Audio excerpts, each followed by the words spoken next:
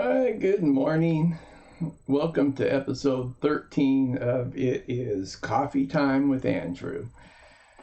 Yep, it's early in the morning. Well, not that early. I get up usually quite early, but I've been writing. I tend to write quite a bit these days. I get up nice and early and write, but yep, coffee time.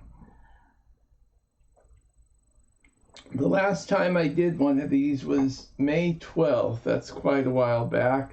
Today's August 31st, 2020. Back then we were still in the unknowing, just not knowing what to do phase of COVID-19. And I think we've kind of reached a new normal. Still a lot of lockdown.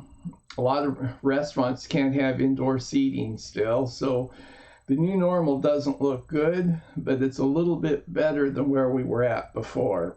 A lot of businesses have opened. They're starting to figure out a little bit better about how the human coronavirus is transmitted and what's higher risk and what's lower risk. So that's a good thing. But a lot of businesses are still going out of business. In fact, the restaurant industry has pretty much been decimated by this. Many just are not going to reopen. It costs less money to not be open than to just do takeout. So a lot of them are just closing down.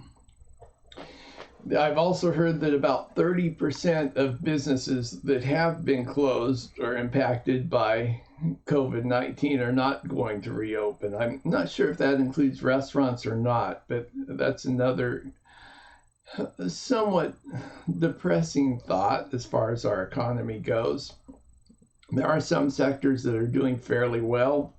I've been calling different veterinarians recently to see how their client base has stabilized or grown, and actually in some areas that has grown. They are busier than they have been. Well, all of them are busier than they have been with the COVID-19 protocols, but some are actually seeing a little bit of a surge with their client base. So that's encouraging, but many other facets of the industry are just not faring very well. Last time I did one of these, I talked about doing some video shows. I'm still planning on those. It's taken a while to try to work out how I'm going to do them. I think last time I was talking about doing shows with small business. I still plan on doing that. I find small businesses interesting, and they also could use as much promotion at this time in history as possible. A couple that I'm probably not going to do, Heaven's Banquet. Well, I have several articles written. I've not published any recently. I've just been spending time on other projects that hopefully will put money in the bank and make it so I can pay my bills and continue to grow. The Heaven's Banquet, great project, someplace I plan on spending money in the future. If I ever get a solid income stream where I don't need to work, I plan on investing in the Heaven's Banquet and really trying to help people that need help. But right now I'm in the process of building to that. Then the other thing was New Media Mingle. I still want to do some of those, but probably not going to be high on my list of priorities. I think the shows we will be doing is the business show and then also probably a dog show.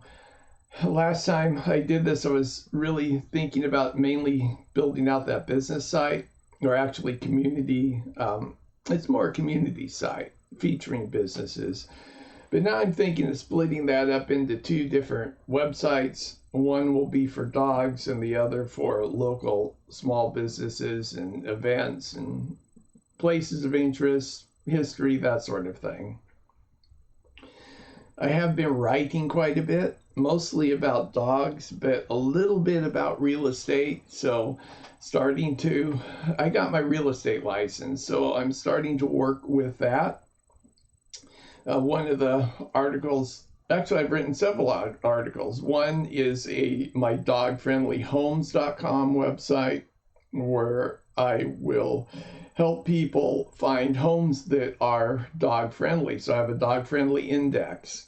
where I rate houses on the features that make the house dog friendly, the landscape, the materials that went into the house. So things that I've just seen over the years that make a house dog friendly.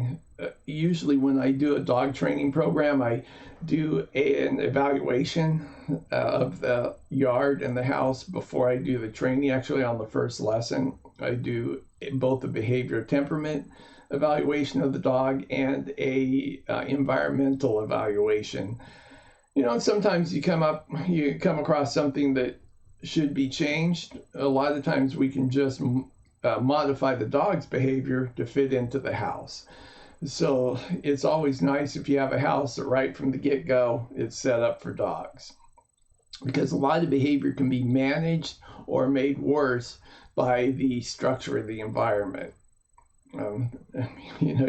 There's what's called hostile architecture, and it's to control people. Well, we can have dog-friendly architecture that is meant to control the dog, but not in an aversive way. So that's something that I've been working on. Again, it's dogfriendlyhomes.com. Before I do the home evaluations, I do a behavior profile, quite extensive. My behavior profiles can be hundreds of questions long, so don't expect to work through that quickly. I do want to do those in person because usually I discover something important by talking to people while I'm doing them. So they're not online. It would be on a call. I finished that book I was reading, The Challenger Sale. Actually, I have it right here. Very good book. I need to do a recap of that, a little review. I have quite a few notes from that. I'm now working on a new book, of course, and that one is this one, Stephen Schiffman's Telesales. He's kind of famous in the telephone sales industry, and very interesting. He always has some good information. One of his things is kind of to do a pattern interrupt. Same thing you do with dog training. And then there are some other techniques he has that, they're just not, when he writes about them, they're not aversive.